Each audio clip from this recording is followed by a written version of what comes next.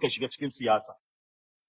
Kaga wannan ɗan macen mara albarka kare, wawa, wanda alade ya fi ka alheri, ƙazami, rarara. Allah ya tsine maka, tsinanne, ɗan karya. Ai, ba za ka taɓa malamai a yi ma shiru ba, ai ya shigo bayan da dole a taka ma birki, bai ga darajar kowa ba, ya zagi sarakuna, ya ga ya miƙe, ko ba haka bane ba, ya zagi ‘yan siyasa ya ga ya miƙe, ka shigo wannan fagen, to a masallaci muke na Juma'a, Allah ya tsine ma albarka, tsinanne. Wanda bai san albarka ba, ai fantami, ai ko giyar ya fito yana sha a matsayinka na mutum ba ka ce mai ɗan giya ba, ko ba haka bane. So da albarkar da Allah yi wa rayuwarsa, wallahi mutane da yawa sun shiri ta hanyar da'awar fantami. Dan Adam ne fantamu ba mu ce ba shi da kuskure ba, yana da kuskure da yawa. Amma akwai fagen da dole in sun shiga sai an taya su yaki. Ba za a zuba musu ido ba, amma irin rarara wai izo ya ce wa fantamu ɓarawo, ya ce mai ɗan giya, ya ce wa iyayen fantamu masu tallan koken.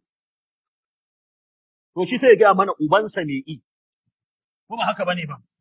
Ai sai ya gaya mana mai ubansa i wa addini sannan za mu wannan. A nan tukuntawa ya zauna gidan maza. Shi rarara ɗin, makarantar allo, da aka kawo shi ita ƙin karatun aka kore shi daga makarantar. Saboda ƙin karatu, amma me ya faru lokacin da ya fara zama mutum, sai yake alfahari da wannan makarantar Allah.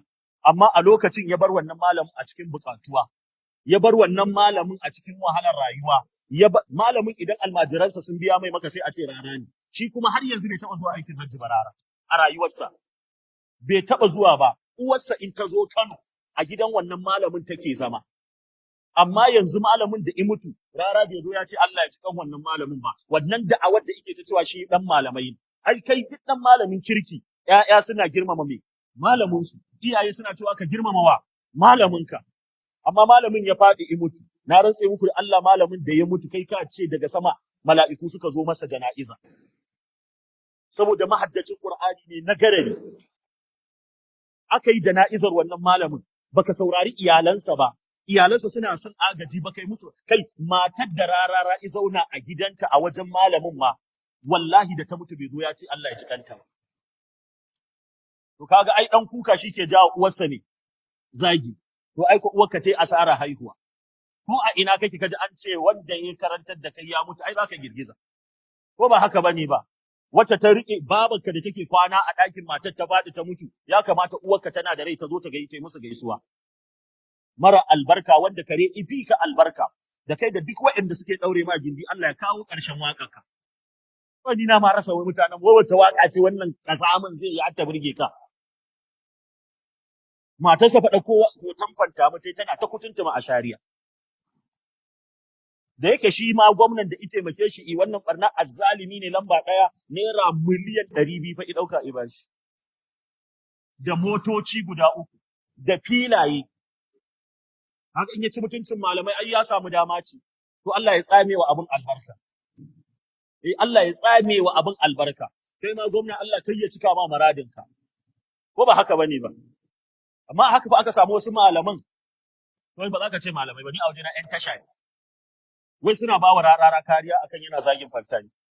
Wai ya cancanta i zagi fanta ma. A'a. Mu dai kawai a tsakaninmu ba abin da ke yawo sai me? Hassada. Hassada ce man. Fanta mu na rantse ma da Allah ko a malaman duniya za ka sa shi a sikeli shi. Ko ba haka bane ba? Ai akwai ƴan APC ɗin da yawa da suka fito suna su malam suke yi saboda kwalitinsa da cancantarsa.